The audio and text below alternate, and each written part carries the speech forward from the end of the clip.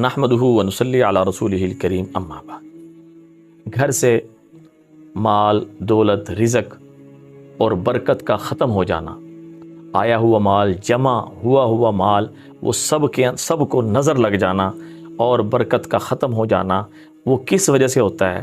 اس کی وجوہات یہ ہیں، دھیان توجہ سے سن لیں، ان مسائل کو ہم سمجھ لیں، سن لیں اور سب کو سمجھا دیں، اس میں ہماری دنیا اور آخرت کا فائدہ ہے۔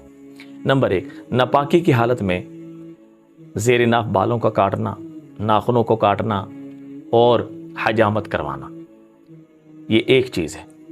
نمبر 2، ناپاکی کی حالت میں دیر تک بغیر غسل کیے رہنا، اس سے نحوست آتی ہے، بے برکتی آتی ہے۔ جب بے برکتی ہوتی ہے تو وہ مال جتنا بھی ہو وہ ختم ہو جاتا ہے، اس کو ایسے جیسے کسی نے آگ لگا دی ہو۔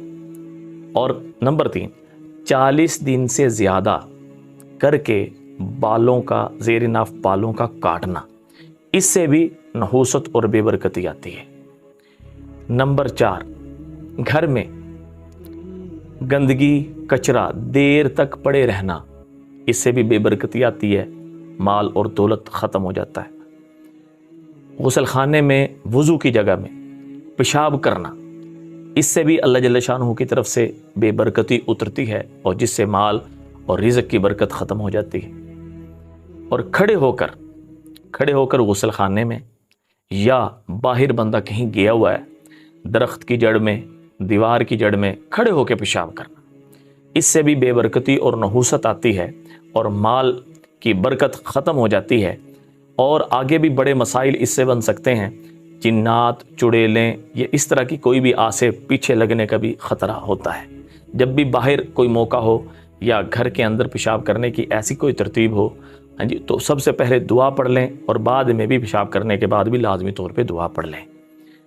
اور اس سے آگے رشتہ داروں سے بدسلوکی کرنا، اس سے بھی بے برکتی آتی ہے۔ آئے ہوئے مہمان کو بوجھ سمجھنا، اس سے بھی بے برکتی آتی ہے۔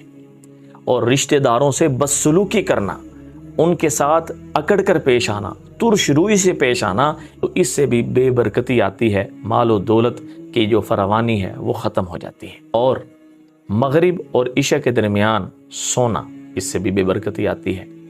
اور روٹی ہاتھ میں ہو اور ہاتھوں سے دانت میں لے کر روٹی کو کھینچنا، تو اس سے بھی بے برکتی آتی ہے۔ حدیث میں آتا ہے اکرم الخبز، روٹی کا بھی ادب کریں، روٹی کا بھی اکرام کریں۔ کھانا کھاتے ہوئے اگر کھانے کا موقع مل جائے تو سرہانے والی سائڈ پہ روٹی رکھیں، پیندیوں والی سائڈ پہ خود بیٹھیں، اس سے اللہ پاک مال میں، دولت میں، رزق میں، اولاد میں برکتیں عطا فرماتے ہیں۔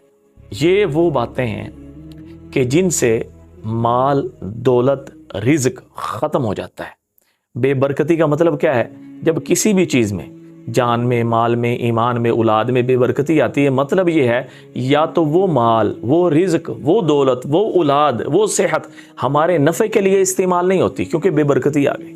اس لیے ان باتوں کو محفوظ کریں، دعاؤں میں یاد رکھیں۔ السلام علیکم ورحمۃ اللہ وبرکاتہ۔